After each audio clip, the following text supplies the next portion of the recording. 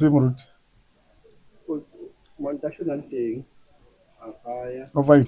yeah so mama actually cut off by That's the We man are I also want. live on the other camera. Yeah. So where do I face? This is your That's camera. the camera. Yes. Ntate Ace Magashule from the Congress African Congress for Transformation. Welcome to Progressive Independent Talk Radio TV. You have been on the ground campaigning. You've done the groundwork and the results have started coming in. And so far, how does it look for you and your party? We have campaigned. We crisscrossed the whole country. Uh, because of resources, we could not go too far to other areas like Limpopo. Um, the results don't reflect our work. It's not just about our work. The results are corrupted because I can assure you we have collected information, real live data of what's happening on the ground. The votes we are getting are not captured as the number of votes we have won. Sometimes the IEC give us the result slips, and then when they enter here, they report something else, not what they have given in terms of the signed result slips. So there is a lot of irregularities and acts of fraud, consciously and deliberately, by some of the presiding officers and some leaders of political parties, which maybe I should not mention here. We have given the information to the IEC about, we have lodged our objections and complaints, and we hope the IEC won't see us as spoilers, and South Africans won't see us as spoilers. They will see us as a party which wants free and fair elections. So you just indicated that according to your party, you feel that the results that are reflected here on the leaderboard and on the records, the IEC records, are not as accurate as they were captured on the ground. Who do you think played a role in those in changing those results? And do you have any voting stations where you know for sure, according to the reports you got from your party agents, where there is a difference between what was recorded in the voting station as per the result slip at the time, and what is recorded on the IEC? Maybe when you're dealing with that, also indicate which voting stations are We have, those. we, have, we have done so because there are many of the stations, especially in the Free State. I can tell you where they give us two votes in a voting station where we have huge support of the entire community. They give us two votes. My son and the team of ACT voted in four ways. The station where they voted is zero. There were four of them. Where they voted, ACT received zero. And these are ACT staff. And deliberately we said, go and vote there because you stay around four ways. That's a simple thing. It's not something fake. It's not something created. It's a life story. In Sasolburg, the presiding officer there, we have videos. One of our guys went there, took the video and found the presiding officer in the office with ballot papers, writing the ballot papers, and the presiding officer was confronted. She had to run away from the office to another next office. in a place called Excelsior in the Free State, where we have absolute 98% of the entire community act. Um, um, the, the, the boxes were empty. The It's, it, boxes were empty. it sounds The interesting. ballot papers are nowhere to be found. It sounds But the interesting. results are here. It sounds interesting that there is you allegedly have some evidence of a presiding officer or an IEC official who was caught marking ballots. Which voting station was that? Do you have the details or the identity of No, that IEC this is official? the overall manager Oh, okay, the regional manager in of Sasolbeck, the Sasol. town. Okay. So, have you complained? Have you lodged an official complaint with the IEC? Do you know how far are they? We have lodged. Is The the deadline was 9 o'clock. That's when you lodge all the complaints. We have lodged a lot of complaints. Uh, uh, the family of Mr. Kumalo here voted in Bramfisher in a VD there. 8 family members. All 8 family members. The results in that voting station is zero. I'm not talking about other voters who are ex-members, ex-supporters. His family of 8 is zero where they voted. Does that make sense? This is not the only station. I'm citing a lot of stations in the Free State. Um, so you can't drop us. Daylight. maybe it sounds so interesting, and why I'm thinking or why I am saying it's sounding so interesting because you have been the ANC Secretary General and as the ruling party. Is this something that you have been doing in the ruling party, or was Yo, done this or was part of the time, culture this of the time ruling party? around, the ANC knew that they are getting out. Um, you must just go and see the results even in Soweto. When they capture the results, it's 65. When they put it out, it's 600 and something. And Freedom Front has lodged a complaint. We have met them. ARA has lodged a complaint. They even want to go further for an interdict. MK has lodged a complaint. UDM has lodged complaints. All parties in the Western Cape, with the exception of DA, all parties have called for a recount. If they can recount the Free State and the Vaal and Tswane and Soweto, yeah, you'll then know, yeah, these results are something else this time around.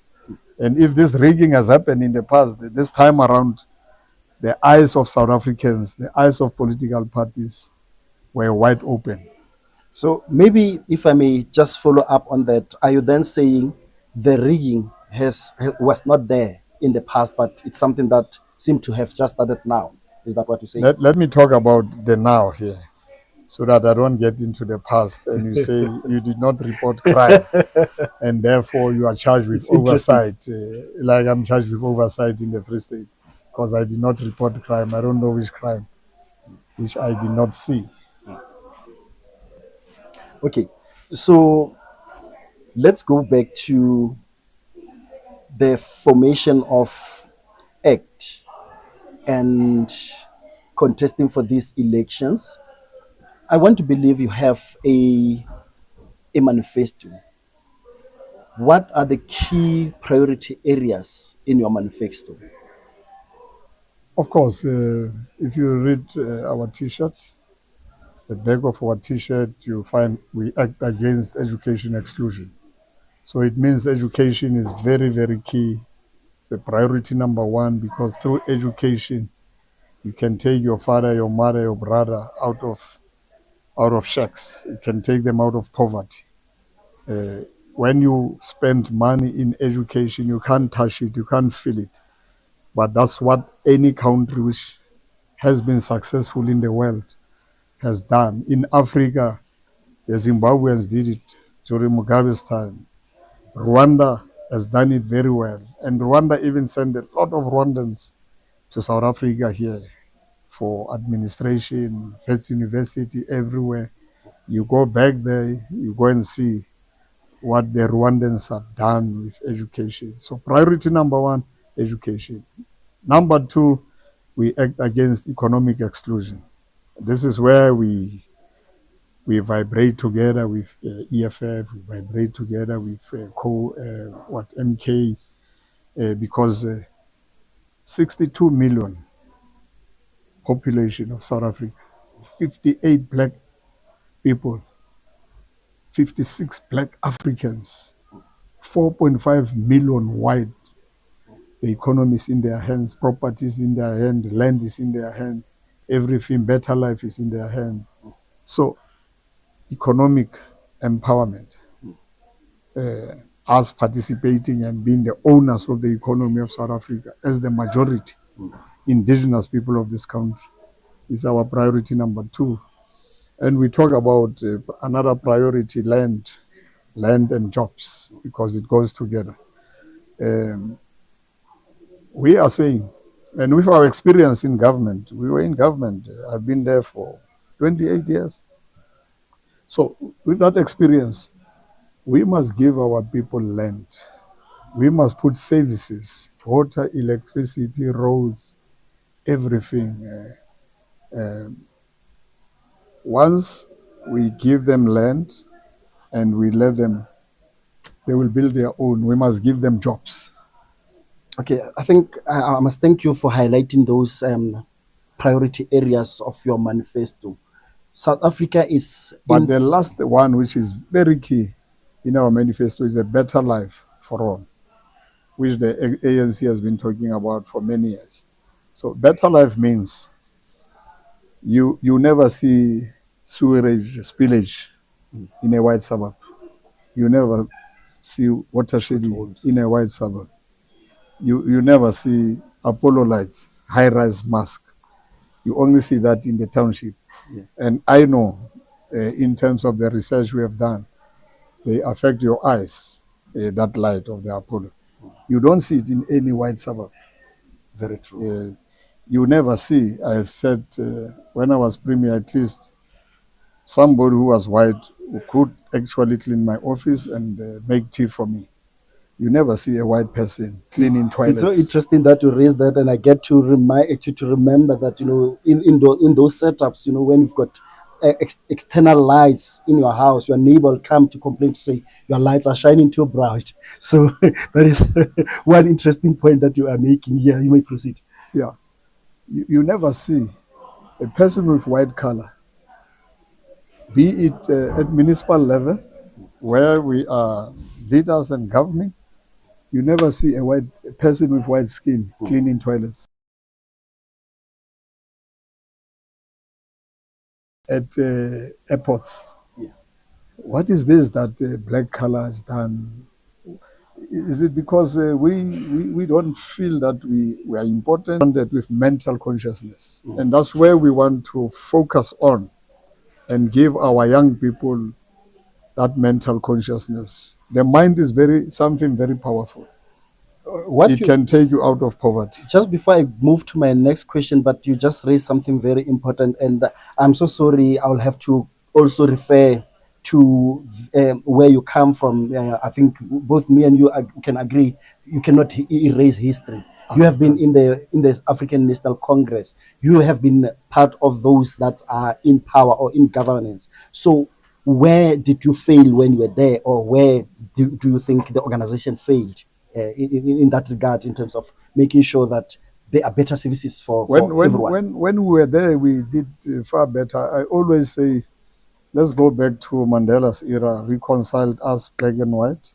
Let's go to Mbeki's era, African Renaissance, connecting Africa, because we are not on our own. We are part of Africa, the continent. We are far from Europe. We are far from US. We are Africans. We belong to the continent called Africa. I've never heard somebody talking about white foreigners in South Africa. The Sotho people in the Free State are 83%. There is Lesotho artificial border, married and all that, the same language. If you are in Fitzburg, when you leave out of this door, you are in Lesotho, and you say these people are foreigners in the continent of Africa. And if they close the water Yadihlabe, Yeah. you don't have water in Don't South have Africa, in Joburg. especially you Gauteng. So Mozambique is giving you, augmenting your electricity. Yes. So if you say, amakwerekwer, yeah, talk about people who are illegal immigrants and all that, but don't talk about Africans and you hate Africans when you are part of the African continent. You know, the African continent can do a lot of things and they can block everything from you. It's a billion, and that's why I think wonderful Jacob Zuma did was to bring BRICS together with Africa and Iran, half the population of the world. The economy was now going to come to us. There's no country in the world where the indigenous people of the country don't own the means of production. They don't control the economy. It's only South Africa, where we are 58 million, the whites are 4.5 million. You can't even produce bread in Soweto. You have to wait for what? For Albany? Where is the mental consciousness? And that's what we want to pound and pound and pound and pound, so that our people might take time. But when I was in the ANC, that's what I was trying to say. The ANC did a lot, and come 2017, ANC resolutions were not implemented. Nationalization of the Reserve Bank. It was not my decision. It was the conference. No, no, no privatization of state-owned enterprises. SAA, no retrenchments. Behind closed doors, me and Comrade Jesse, the late, may his soul rest in peace, we are against the privatization. They call it PPP of SAA. NUMSA will tell you, SACP will tell you, COSAT will tell you. We then agreed, and when we thought we have agreed, SAA, they even tried to buy it with how much the retrenchments happened, and we were agreed behind closed doors. And so when they did not do all these things, I couldn't come out and say, I know, some of us here in the ANC, we disagree with what is actually happening.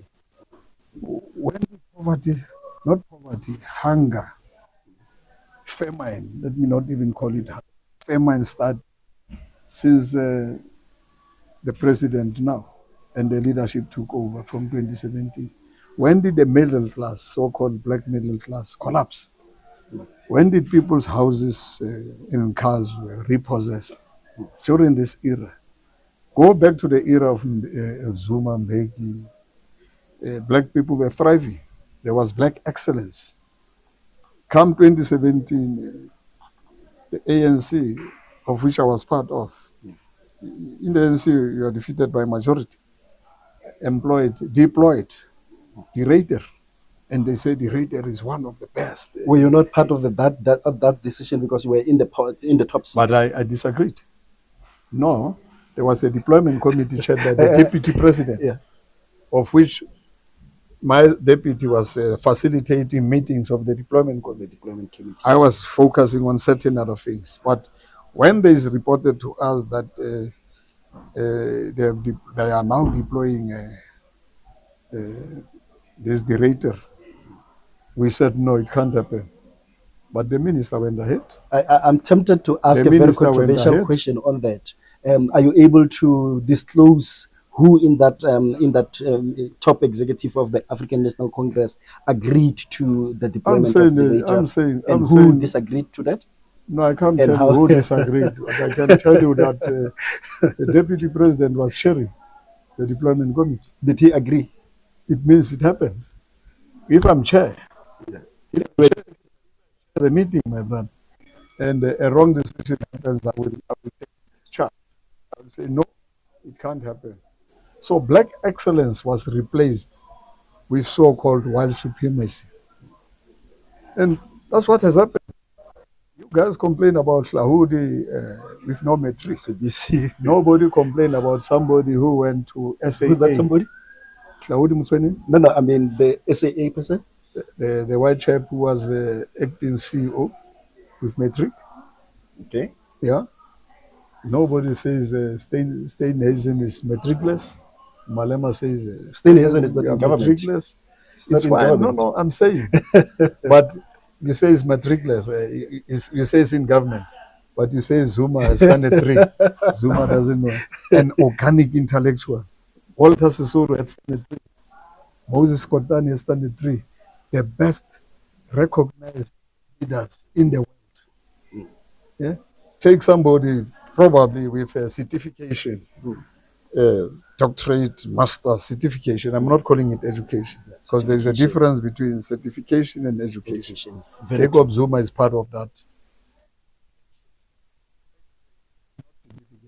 He's an organic intellectual. He learned, he understands Marxism. He can talk about dialects. Can somebody who has done doctorate uh, understand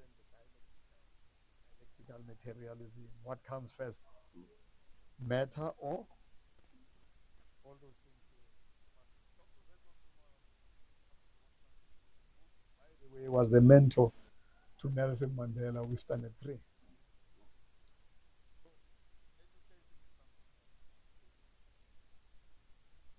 In your response, you touched on you a little bit touched on the foreign policy and the influx of people into South Africa.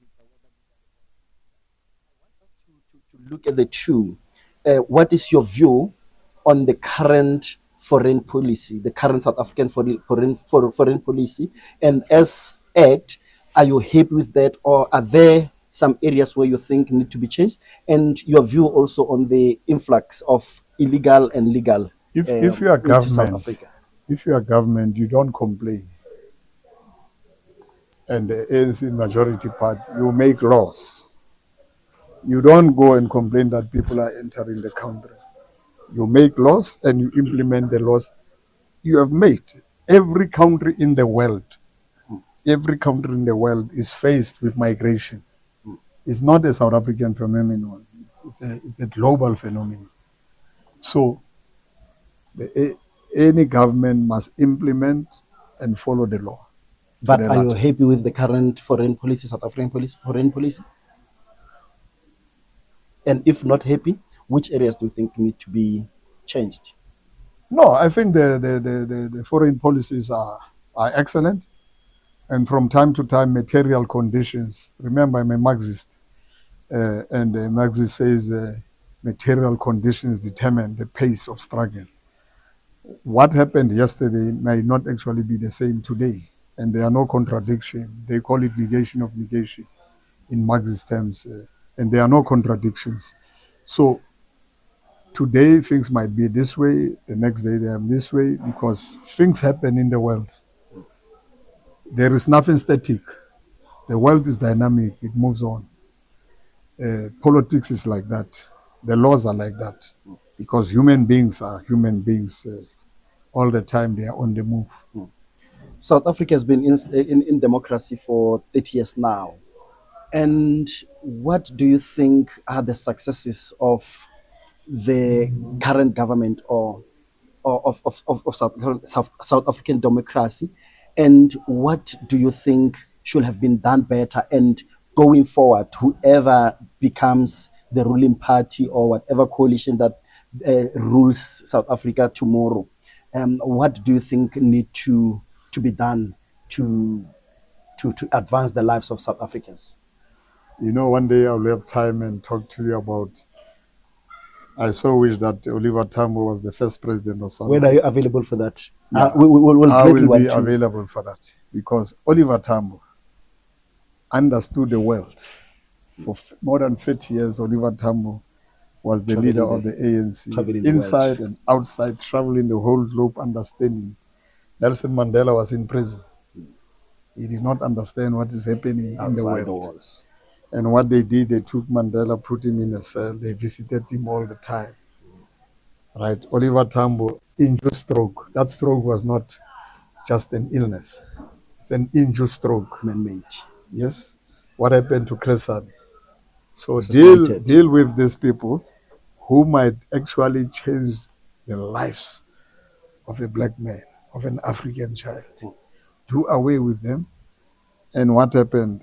Somebody who was there during those negotiations, and when Mandela did not make Cyril Ramaphosa the deputy president, he was supposed to be Minister of Finance or Foreign Affairs. He said no. What did he do? He resigned as Secretary General of the ANC. Yes. Have you forgotten